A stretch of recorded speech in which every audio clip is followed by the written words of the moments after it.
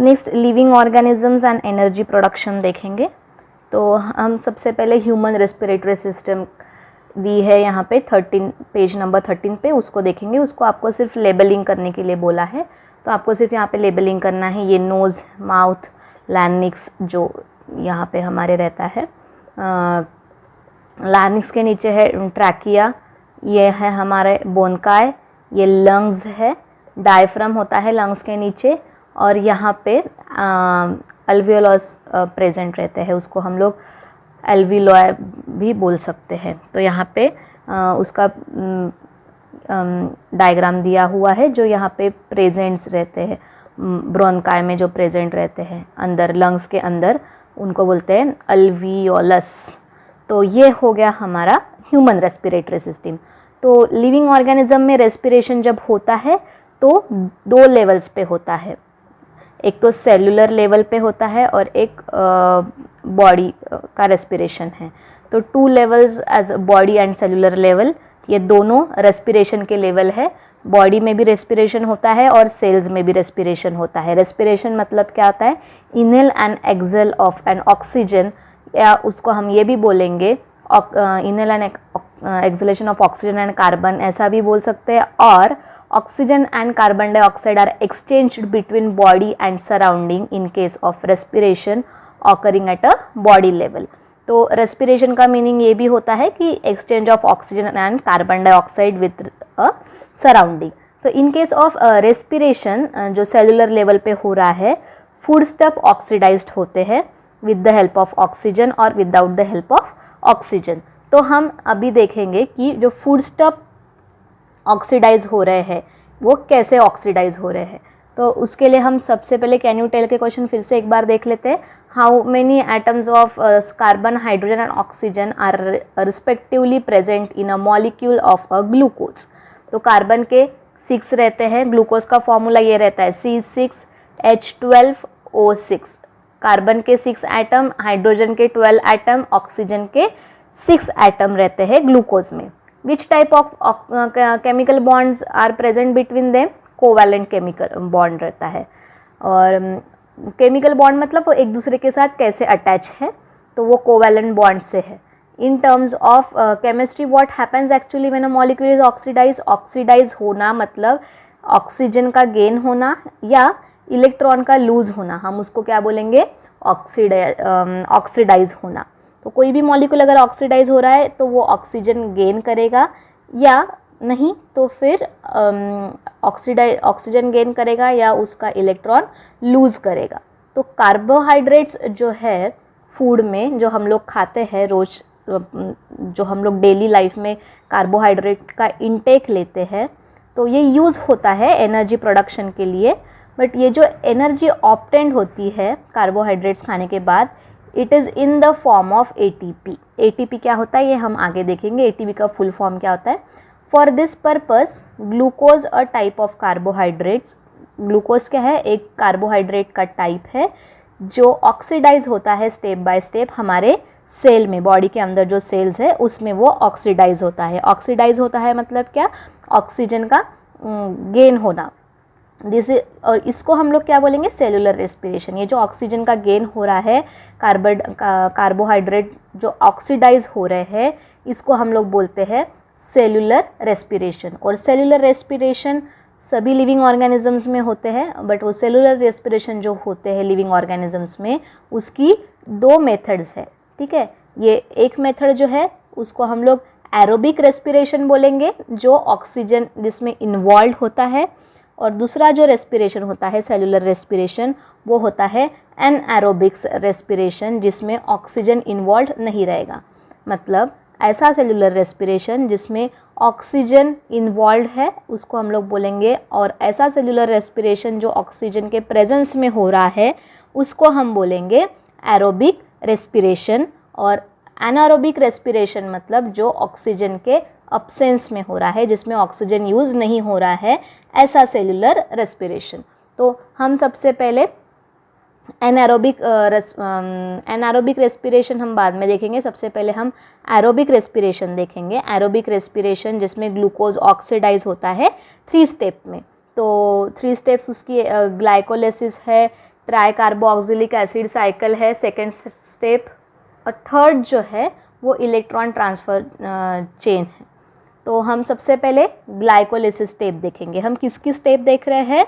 हम aerobic respiration की steps देख रहे हैं, मतलब ऐसा सेलुलर रेस्पिरेशन जो जिसमें ऑक्सीजन इन्वॉल्व है और ग्लूकोज कैसे ऑक्सीडाइज हो रहा है, ये सेलुलर रेस्पिरेशन में वो हम देख रहे हैं। उसका सबसे पहला स्टेप जो है वो है ग्लाइकोलिसिस। तो ग्लाइकोलिसिस जो प्रोसेस है ग्लाइकोलिसिस का वो साइटोप्लाज्म में होता है, साइटोप्लाज्म सेल में होता है। एंड मॉलिक्यूल जो रहता है ग्लूकोज का वो ऑक्सीडाइज होता है, oxidized step by step in this process. और हमको 2 मॉलिक्यूल मिलेंगे हर एक के, पायरुविक एसिड के 2 मॉलिक्यूल, एटीपी के 2 मॉलिक्यूल, NaDH2 एंड वाटर, ये सब के 2 मॉलिक्यूल्स मिलेंगे। कैसे? जो ग्लाइकोलिसिस प्रोसेस साइटोप्लाज्म में हो रही है, यहाँ पे ग्लूकोज ऑक्सीडाइज होगा पहले स्टेप में। ऑक्सीडाइज होने के बाद हमको हर एक जो ये यहाँ पे मॉलिक्यूल्स दिए हैं उनके 2-2 एटम्स, मतलब 2-2 मॉलिक्यूल्स मिलेंगे हर एक इसके।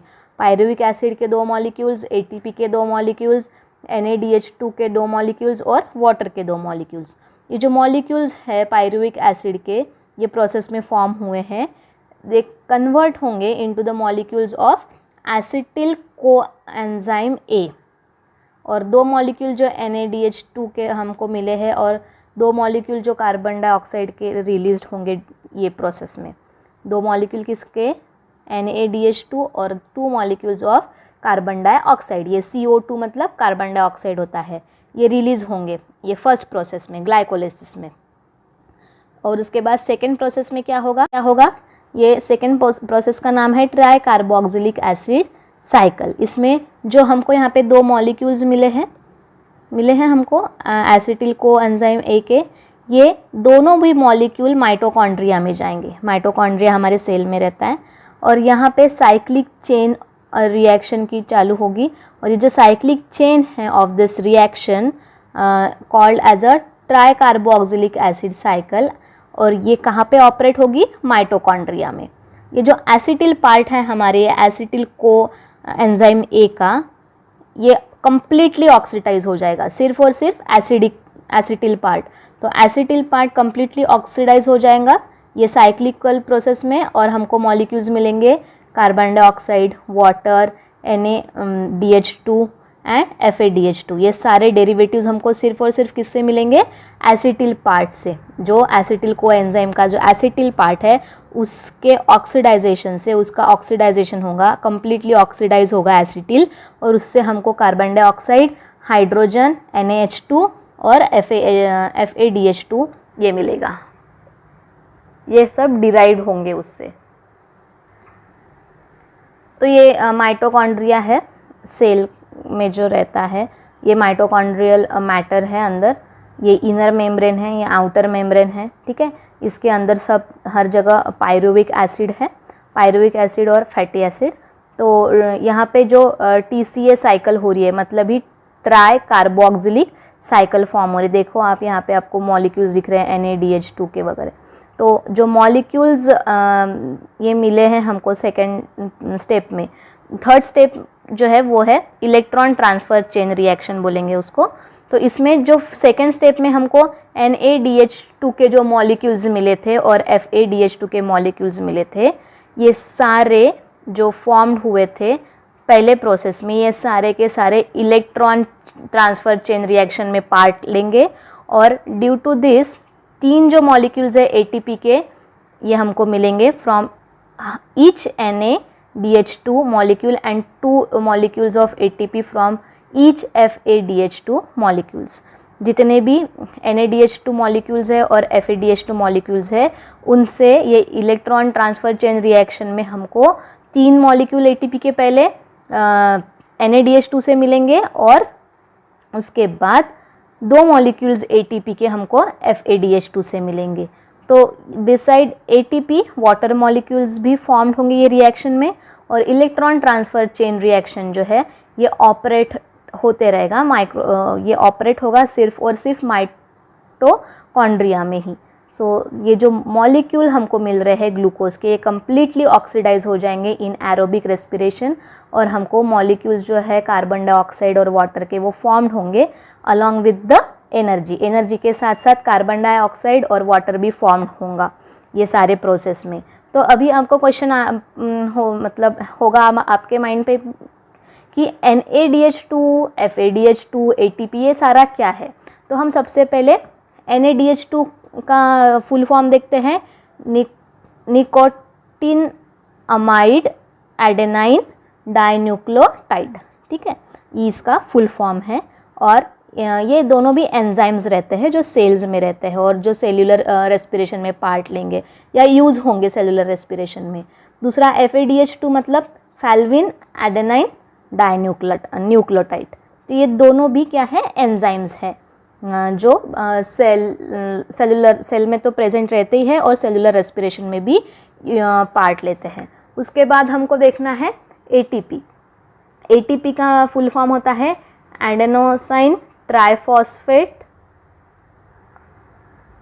और ये जो है इज एनर्जी रिच मॉलिक्यूल, और एनर्जी यहाँ पे स्टोर्ड रहती है in the bond by which phosphate groups जो रहते हैं वो एक दूसरे के साथ बहुत अच्छे से अटैच्ड होते हैं।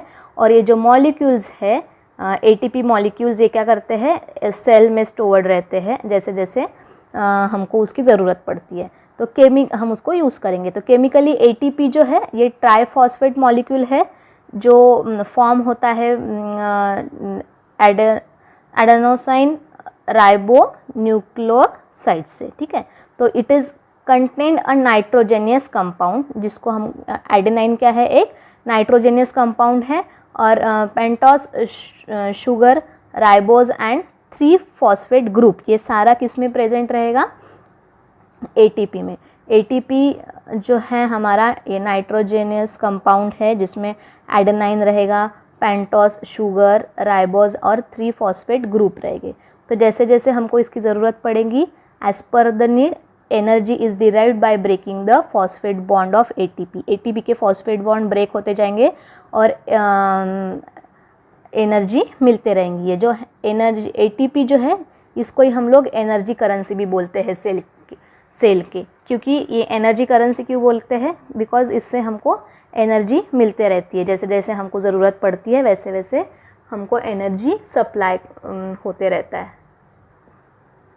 यह है हमारा ATP एनर्जी करेंसी का डायग्राम। देखिए ATP जो एनर्जी है बहुत ATP एनर्जी में आप देख रहे होंगे, ATP जो है एडेनाइन राइबोस, ये जो अभी हमने देखा फॉस्फेट के बॉन्ड है विथ मोर एनर्जी, इससे भी हमको फिर इनऑर्गेनिक फॉस्फेट और एनर्जी रिलीज़ होंगी। ये बॉन्ड जैसे देखो इसके साथ ये बॉन्ड हुआ है, फॉस्फेट का बॉन्ड हुआ है विथ मोर एनर्जी, ये ब्रेक डाउन होगा, ये ब्रेक डाउन हो गया, यहाँ पे फॉस्फेट अलग हो गया एक, तो एक फॉस्फेट अलग हो गया तो हमको एनर्जी मिली। तो ऐसे ही फॉस्फेट के बॉन्ड्स ब्रेक होके हमको एनर्जी मिलती है।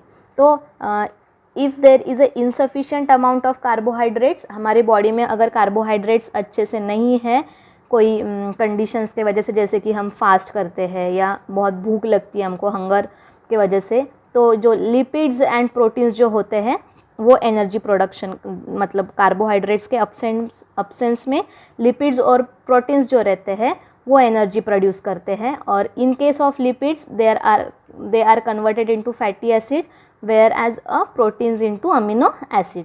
और फैटी एसिड और अमीनो एसिड जो होते हैं ये फिर कन्वर्ट होते हैं एसिटिल को एंजाइम A में, और एनर्जी ऑब्टेन होती है हमको कंप्लीट ऑक्सीडेशन से, जो हमने अभी देखा। तो ये जो प्रोसेस होती है उसको हम लोग क्रेब्स साइकिल बोलते हैं माइटोकॉन्ड्रिया में। कौन सी प्रोसेस, जो लिपिड्स और हमको प्रोटीन से जो भी एनर्जी मिलेंगी fatty acid and amino acid से हमको एनर्जी जो मिलेगी, जो कन्वर्ट हमने देखा अभी 3 पार्ट में एनर्जी जो हमारी स्टेप बाय स्टेप हमको मिली है। तो ये सेम एनर्जी ये हमको जो ऊपर एनर्जी अभी हम मिली थी 3 पार्ट में वो कार्बोहाइड्रेट से बनी है। बट अगर कार्बोहाइड्रेट्स नहीं है हमारी बॉडी में तो लिपिड्स और प्रोटीन्स से भी एनर्जी मिल सकती है। तो ये सेम प्रोसेस लिपिड्स और प्रोटीन्स के सारा फैटी एसिड्स और ये सब लेके भी हो सकता है। फैटी एसिड्स लेंगे लिपिड से और प्रोटीन से लेंगे अमीनो एसिड्स, और इसको फिर कन्वर्ट करेंगे एसिटिल कोएंजाइम से कोएंजाइम ए में, और एनर्जी ऑब्टेन होंगी। तो ये जो कंप्लीट ऑक्सीडाइजेशन है एसिटिल कोएंजाइम ए का, इसको हम लोग बोलेंगे क्रेब्स साइकिल, जो होगी माइटोकॉन्ड्रिया में।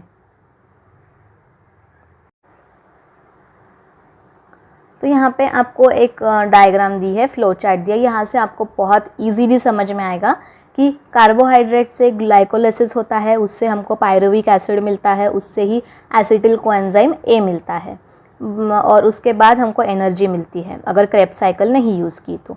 बट अगर हमारे पास ये जो कार्बोहाइड्रेट्स है ये अगर अब्सेंट है, कार्बोहाइड्रेट्स अगर अब्सेंट है, तो लिपिड्स और फैटी एसिड और प्रोटीन्स और अमीनो एसिड से एसिटिल कोएंजाइम मिलेगा, और इनसे फिर इससे क्रेब्स की साइकिल अगर हमने फॉलो की, क्रेब्स साइकिल से क्या मिलेगा, हमको एनर्जी मिलेंगी। तो डिफरेंस इतना ही है। क्रेब साइकिल, क्रेब की जो साइकिल है, मतलब क्रेब एक साइंटिस्ट थे जिन्होंने ग्लाइकोलाइसिस की प्रोसेस जो है वो डिस्कवर्ड की थी। तो इसमें ये साइक्लिकल रिएक्शन है of try carboxylic acid cycle की, जहाँ पे इन्होंने ये डिस्कवर्ड किया था हमारा ट्राई कार्बोक्सिलिक एसिड। और ये जो साइक्लिकल प्रोसेस है हम इसको क्रेब्स साइकिल्स भी बोलते हैं। तो क्रेब्स साइकिल में क्या होगा कि अब्सेंस ऑफ कार्बोहाइड्रेट्स में, मतलब कार्बोहाइड्रेट्स अगर प्रेजेंट नहीं है बॉडी में, तभी भी हमको एनर्जी मिल सकती है with the help of lipids and proteins. Lipids fatty acid में कन्वर्ट होंगे और प्रोटीन्स अमीनो एसिड्स में कन्वर्ट होंगे। अब एनर्जी प्रोडक्शन देखेंगे माइक्रो ऑर्गेनिजम्स में through anaerobic respiration. Anaerobic respiration मतलब इन अब्सेंस ऑफ ऑक्सीजन। तो कोई बहुत सारे ऐसे ऑर्गेनिजम्स होते हैं या कोई ऐसे ऑर्गेनिजम्स भी होते हैं जो ऑक्सीजन के साथ सर्वाइव नहीं कर सकते, वो नहीं रह सकते ऑक्सीजन के साथ, या ऑक्सीजन में वो लाइफ नहीं रहेंगे इन प्रेजेंस ऑफ ऑक्सीजन, जैसे कि बैक्टीरिया। तो ऐसे लिविंग ऑर्गेनिजम्स जो है have to perform anaerobic respiration. उनके एनर्जी प्रोडक्शन के लिए उनको कौन सा रेस्पिरेशन परफॉर्म करना पड़ेगा, एनएरोबिक रेस्पिरेशन। इसका ही मतलब ऐसा रेस्पिरेशन जो इन अब्सेंस ऑफ ऑक्सीजन होता है, जिसमें ऑक्सीजन नहीं होता है, ऐसा रेस्पिरेशन। तो ग्लाइकोलाइसिस और फर्मेंटेशन, ये ऐसे दो स्टेप्स है एनएरोबिक रेस्पिरेशन के। तो ग्लूकोज जो होता है वो इनकम्प्लीटली ऑक्सीडाइज होता है, और and less amount of energy is obtained in this type of respiration. किसमें, एनएरोबिक रेस्पिरेशन में ग्लूकोज कम्प्लीटली ऑक्सीडाइज नहीं होता और एनर्जी भी बहुत कम मिलती है। और पायरुविक एसिड जो प्रोड्यूस्ड होगा ग्लाइकोलाइसिस में, वो कन्वर्ट होता है ऑर्गेनिक एसिड या अल्कोहल में with the help of some enzymes. इसको, और ये जो कन्वर्जन हो रहा है पायरुविक एसिड का इनटू ऑर्गेनिक एसिड और अल्कोहल, इसको ही हम लोग बोलते हैं फर्मेंटेशन।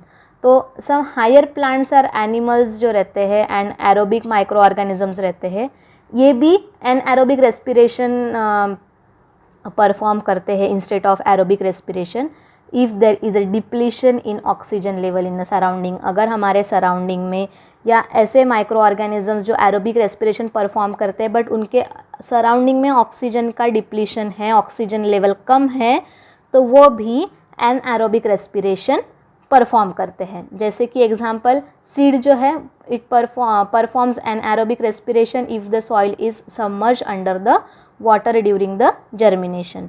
सिमिलरली हमारे मसल्स के जो सेल्स है वो भी एनएरोबिक रेस्पिरेशन परफॉर्म करते हैं जब हम एक्सरसाइज करते हैं। तो due to this less amount of energy is produced in our body and lactic acid accumulates, है ना। हम जब एक्सरसाइज करते वक्त अगर हमको ज़्यादा सफिशेंट अमाउंट ऑफ ऑक्सीजन नहीं मिला तो हमारी बॉडी में एनएरोबिक रेस्पिरेशन होना शुरू होता है, और जिसके वजह से लैक्टिक एसिड फॉर्म होता है, या तो कलेक्ट होता है, एक्यूमुलेट होता है, और जिसके वजह से एक्सरसाइज करने के बाद हमको बहुत थकान महसूस होती है, जैसे उसका ही मतलब वी फील टायर्ड। तो ये फ्लो चार्ट है, देखो ग्लूकोज ग्लाइकोलाइसिस में ग्लूकोज का ग्लाइकोलाइसिस होगा, पायरुविक एसिड फॉर्म होगा, फर्मेंटेशन, देखो पायरुविक एसिड फर्मेंटेशन और उसके बाद हमको डिफरेंट प्रोडक्ट्स मिलते हैं फर्मेंटेशन के बाद। तो पायरुविक एसिड का फर्मेंटेशन के बाद अगर अल्कोहल मिला तो हमको ईस्ट मिलेगा, और लैक्टिक एसिड मिला फर्मेंटेशन के बाद तो उससे भी मसल्स सेल में फॉर्म होता है लैक्टिक एसिड, ठीक है। तो ये डिफरेंट जो प्रोडक्ट्स मिल रहे हैं फर्मेंटेशन के बाद, विनेगर, विटामिन्स, ये वेरियस माइक्रोब्स में, ये जो सारा है ये डायग्राम है, ये पूरा एनारोबिक रेस्पिरेशन है, लिविंग ऑर्गेनिजम्स और सेल में कैसे हो रहा है। तो लिविंग ऑर्गेनिजम्स और सेल में एनारोबिक रेस्पिरेशन कैसे होता है ये मैंने अभी आपको बताया। अगर ग्लाइकोलिसिस इन अब्सेंस ऑफ, अगर ऑक्सीजन होता है, कोई भी ऑक्सीडेशन या glycolysis in absence of oxygen हो रहा है तो फर्मेंटेशन होके लैक्टिक एसिड फॉर्म होगा और हमको बहुत ज़्यादा टायर्ड लगेगा, हमारी मसल सेल्स में लैक्टिक एसिड फॉर्म होगा तो ये हमारा हो गया एनारोबिक रेस्पिरेशन।